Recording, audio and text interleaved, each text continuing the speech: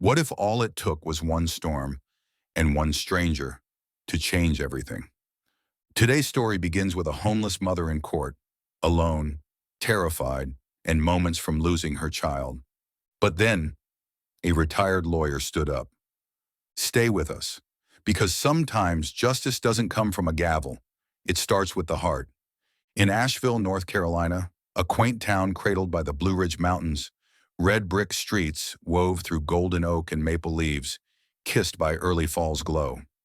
Morning mist carried the warm scent of fresh-baked bread from a nearby farmer's market, blending with banjo twangs spilling from a roadside cafe. Yet on a quiet street near First Baptist Church, a rusty van, its windows fogged with condensation, rattled in the chilly breeze. Inside, Natalie Carter, a homeless mother, curled up beside her daughter Emma, wrapping a threadbare jacket around the girl to shield her from last night's storm. "Sleep tight, my love," Natalie sang softly, her voice trembling against the rain's relentless drumming on the van's roof.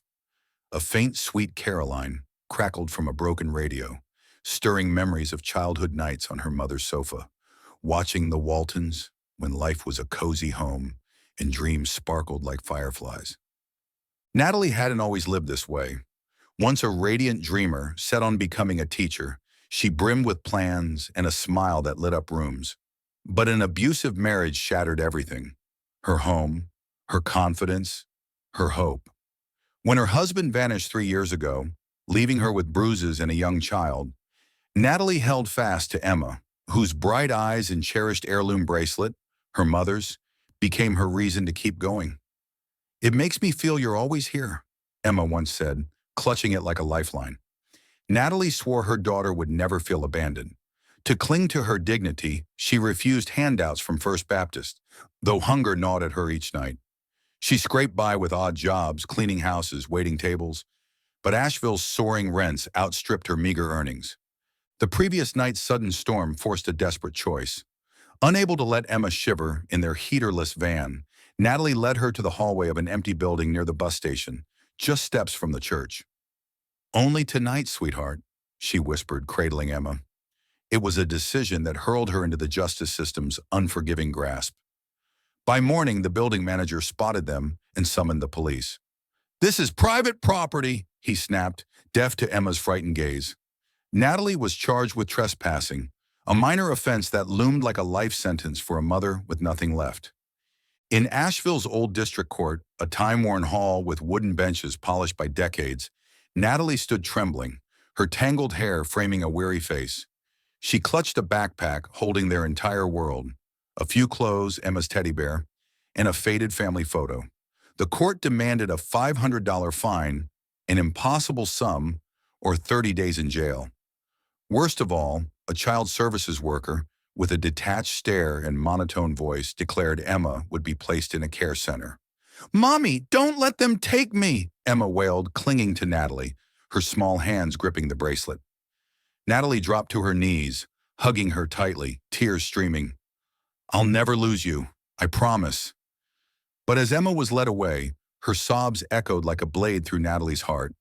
Alone in the courtroom, without a lawyer or shred of hope, she felt the world collapse.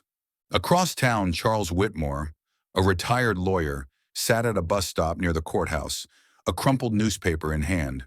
His faded suit and snow-white hair blended with Asheville's tranquil charm, but his eyes carried the weight of memory. A decade ago, after his wife, Evelyn, succumbed to cancer, Charles retired, haunted by a question: does justice still matter?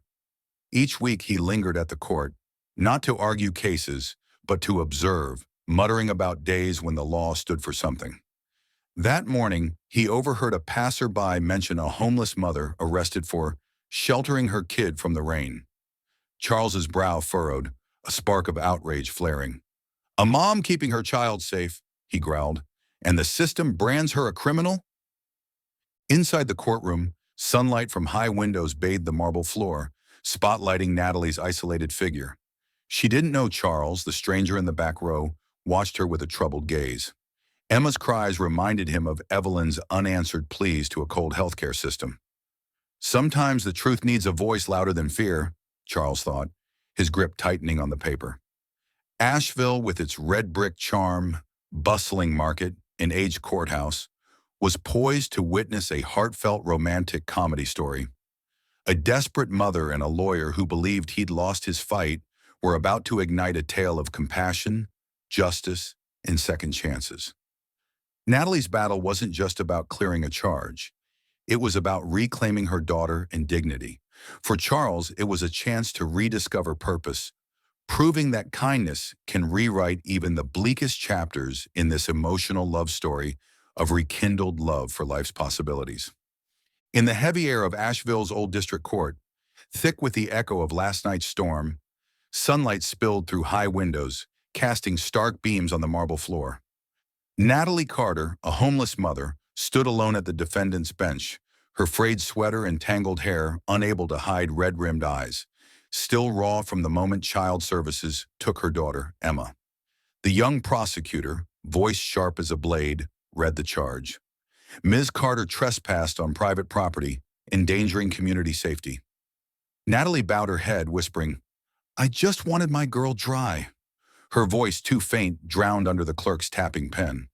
Without a lawyer or glimmer of hope, the justice system loomed like an unyielding wall, poised to crush a single mother. In the back, Charles Whitmore, a retired lawyer, sat quietly on a worn wooden bench. His faded suit and slipping glasses made him seem like a passerby caught in the wrong place, but his eyes, sharp and pensive, fixed on Natalie with quiet concern. She reminded him of his late wife, Evelyn, whose pleas to a callous healthcare system went unheard. Sometimes the truth needs a voice louder than fear, Charles thought, his grip tightening on a crumpled newspaper. Retired for a decade, he'd left behind grueling trials, but today, a dormant spark flickered in his heart. The judge, voice stern, asked, "Ms. Carter, do you have counsel?" Natalie shook her head, choking out, I've got no one, sir." The prosecutor pounced, "Admit guilt and we'll reduce your jail time." Natalie trembled, nearly nodding, desperate to see Emma, but a deep voice rang from the back. "Your Honor, I request to represent Ms. Carter." The room buzzed. Charles rose, steady despite leaning on his cane, and stepped forward. His glasses slipped, clattering to the floor, sparking chuckles. Natalie, lost in despair, managed a faint smile, a ray of light piercing her storm. The judge frowned. "Who are you?" "This isn't a free-for-all." Charles cleared his throat, unflinching. "Charles Whitmore, retired lawyer. If the justice system denies a retired lawyer the chance to speak for a mother, what's this court for?" His words silenced the room. The prosecutor objected, but the judge, intrigued, allowed Charles to proceed. Natalie stared, her eyes mixing shock and gratitude. All it took was one person who believed in her, she thought, her heart stirring for the first time that day. Charles turned to her, whispering, "You're not alone anymore. Tell me everything." In that moment, amidst the chill of Asheville's Old District Court, a spark of hope flared. A retired lawyer had risen, not just to defend a homeless mother, but to challenge a system riddled with court injustice. Natalie's fight wasn't merely about a trespassing charge. It was about reclaiming her daughter and dignity.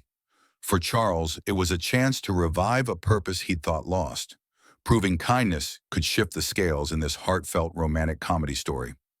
The courtroom's tension softened, if only slightly.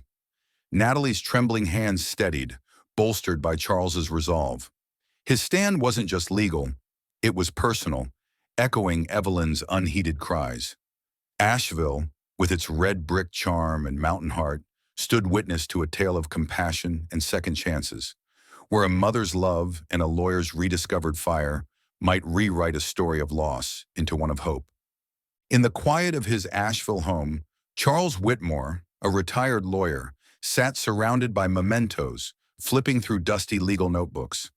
A dim lamp illuminated a photo of his late wife, Evelyn, whose words echoed, "Justice means helping those no one hears." The image of Natalie Carter, a desperate homeless mother, and her daughter Emma's cries as she was taken by Child Services haunted him. Doubt gnawed at Charles. "I've been retired a decade," he muttered, rubbing aching hands. "Can I still take on the justice system?" A call from Tom, a former student turned hotshot lawyer, deepened his hesitation. Come on, you're done. Don't stress over a single mother with no home. Charles frowned, but Natalie's plea, I just wanted my girl dry, ignited a spark, urging him to act. Charles met Natalie at a cozy Asheville cafe, where banjo notes from a street musician mingled with the scent of fresh-baked biscuits. Nestled near the farmer's market, with stalls brimming with fall apples and Blue Ridge sketches, the cafe hummed with warmth. Natalie, in a frayed sweater, sat hunched, eyes anxious. Mr. Charles, I don't know how to thank you, she said, voice trembling. If I lose Emma, I can't go on. Charles nodded, his tone gentle. You won't lose her. Sometimes the truth needs a voice louder than fear. Tell me everything.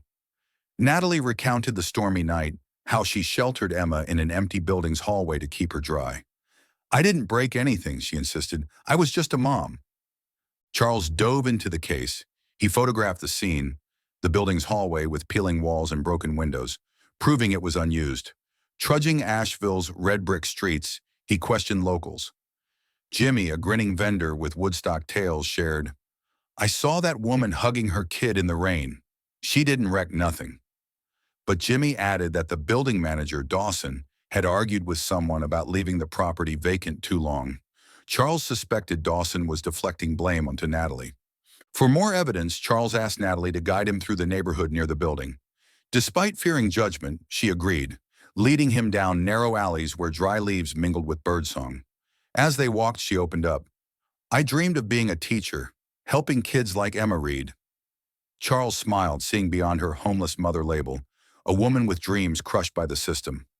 You still can, he said, surprising her. A breakthrough came when Jimmy brought a video from a tourist's phone. It showed Natalie and Emma entering the hallway as the storm hit. Natalie shielding her daughter, causing no damage. But Charles spotted a snag. Dawson, testifying against Natalie, claimed she tried to break the lock. Inspecting the site, Charles found the lock intact. Dawson had lied to cover his own mismanagement. Court injustice starts with lies like these, Charles grumbled, resolved to expose the truth. Before leaving, they stopped by First Baptist Church, where Father Michael vouched for Natalie's character. She's a good soul, just dealt a rough hand, he said. Charles nodded, hope swelling. He turned to Natalie. You're not alone anymore. We'll bring Emma back. Natalie wiped tears, whispering, all it took was one person who believed in her. Under Asheville's golden dusk, with banjo strains lingering, Charles and Natalie steeled themselves to face the justice system, not just for justice, but for a small family aching to reunite.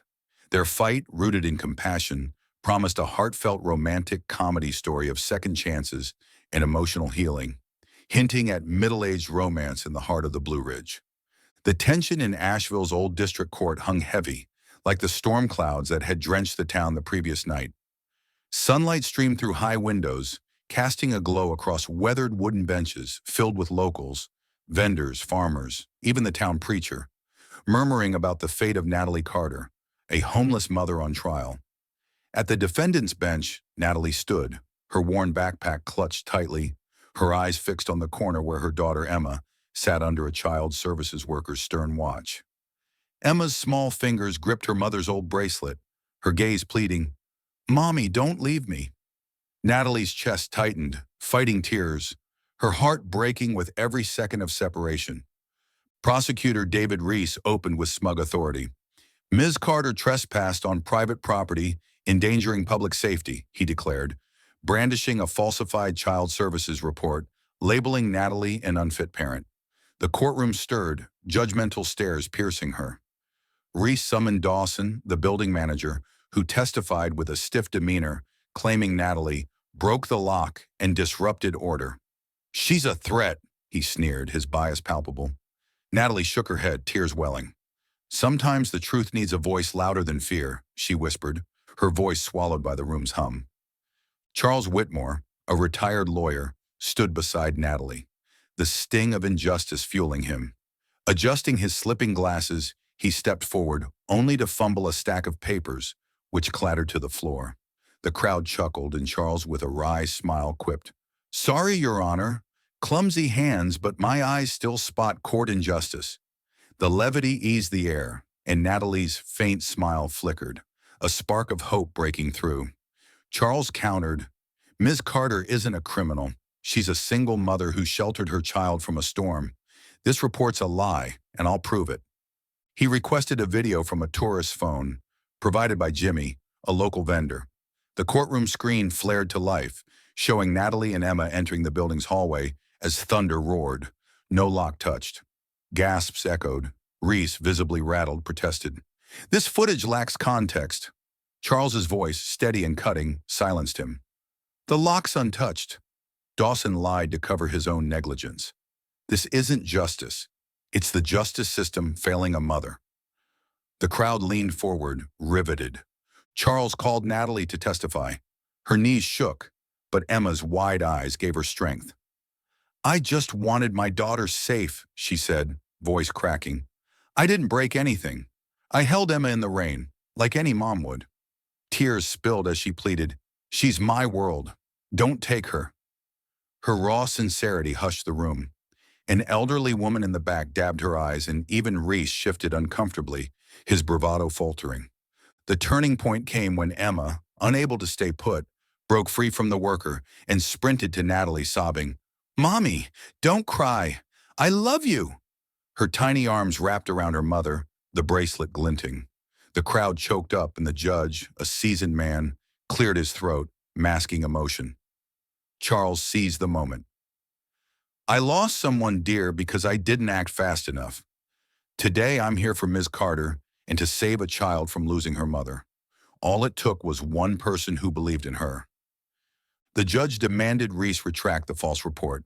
After a tense deliberation, he struck the gavel. Ms. Carter is granted conditional release, no criminal record. She'll reside at a shelter and reunite with her daughter. Cheers erupted. Natalie scooped Emma into her arms, tears blending with laughter, whispering, I kept my promise, baby. Charles stood aside, a quiet smile spreading, his heart lighter, as if he'd reclaimed a piece of himself lost since Evelyn's passing. As the crowd poured from Asheville's old district court, sunlight bathed the town's red brick streets, a silent nod to compassion's victory. Charles turned to Natalie. You were incredible. Now build Emma a home.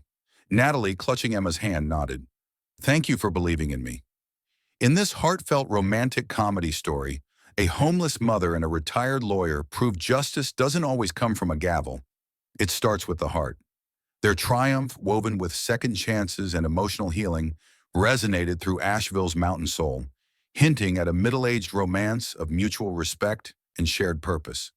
A feel-good story of redemption under the Blue Ridge sky. Bathed in Asheville's autumn sunlight, the red brick streets seemed to embrace Natalie Carter and her daughter Emma as they stepped out from the temporary shelter. No longer a homeless mother confined to a van, Natalie now had a modest room, thanks to the Asheville community's support. Charles Whitmore, the retired lawyer who championed her in Asheville's old district court, became their guide. He introduced Natalie to Tom, a former student now running a law office downtown. She's got heart and grit, Charles said. Impressed, Tom hired Natalie as an administrative assistant, giving her a fresh start. One day, Natalie found a faded letter from Evelyn, Charles's late wife, tucked in his office. Help those in need, Charles. That's true justice. Reading it aloud, her voice soft, she saw Charles's eyes glisten. All it took was one person who believed in her, he thought, his loneliness melting away. Charles began teaching Emma to draw under the oak tree behind his house. When she called him Grandpa, he chuckled, wiping a tear. In gratitude, Natalie helped Charles clear his home of dusty mementos, breathing life into a once gloomy space. The Asheville community rallied, hosting a fundraiser at First Baptist Church to secure Natalie and Emma a small apartment. Natalie enrolled in evening classes, her dream of teaching rekindling. Emma, now in the elementary school, wore her mother's old bracelet, her smile radiant. Charles dropped by for dinners, regaling Emma with tales of old cases, her eyes wide with delight. Under the golden dusk, Natalie gazed at Charles and Emma, whispering, Justice doesn't always come from a gavel. It starts with the heart. Asheville's warmth had granted them a second chance, a heartfelt romantic comedy story of rebirth and emotional healing. A year later, Asheville's farmers market glowed under a golden sunset as Natalie Carter, once a homeless mother, spoke at First Baptist Church. In a simple dress, she shared her journey from Asheville's old district court to a second chance. "I thought the justice system would take Emma," she said, holding her daughter's hand. "But Mr. Charles and the Asheville community gave me hope." The crowd applauded, Father Michael beamed, and Emma waved a drawing of Grandpa Charles, calling him her guardian angel. Natalie, now a legal assistant, vowed to help other mothers fight for custody. Charles Whitmore, a retired lawyer, sat beside Emma, eyes shining. He gifted Natalie a pen engraved with his late wife Evelyn's name, saying, "She'd want you to keep writing justice."